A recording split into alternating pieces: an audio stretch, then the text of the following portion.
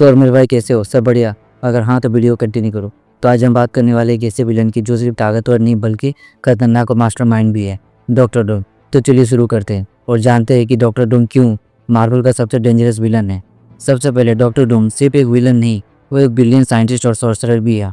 उसका intellect grid richer और Tony Stark से भी ज़्यादा माना जाता। सोच कर देखो, एक ऐसा विलन जो साइंस और मैजिक दोनों में माहिर हो। उसने कई बार ऐसी इन्वेंशन बनाई है जिसको हराना ऑलमोस्ट इम्पॉसिबल है। जैसा कि मैंने पहले कहा, डूम सिर्फ इम्टेक पर रिलाई नहीं करता। उसने लातविया के रोमानी लोगों से मैजिक सीखा और उसका सॉर्सरी लेवल डॉक्टर स्ट्रेंज को भी टक्कर दे सकता। जब एक विलन साइंस और मैजिक का परफेक्ट ब्लेंड यूज़ करता तो उसको रोकना मुश्किल हो जाता।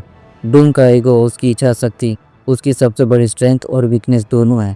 वो खुद को किसी से कम नहीं समझता और उसका विश्वास है कि वो दुनिया को सबसे अच्छे से रूल कर सकता है।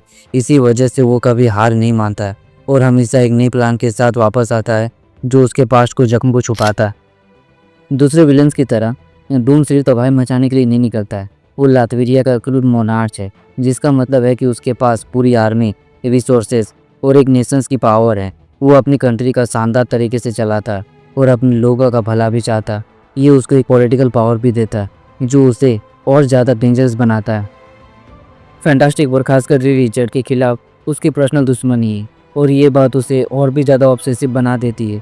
वो रीड को अपना सबसे बड़ा राइवल मानता है और उसको हराने के लिए वो किसी भी हद तक जाने को तैयार हो जाता है। ये पर्सनल टच उसके मोटिव को और ज़्यादा गहरा बना देता। डूम किसी एक प्लान पर रिलाई नहीं करता। वो हर सिचुएशन के हिसाब से अपने प्लान्स बदलता है, नए अलायंस बनाता है। उसने कई बार कॉस्मिक पावर्स को कंट्रोल करने की कोशिश भी की है और कुछ हद तक वो सफल भी रहा है।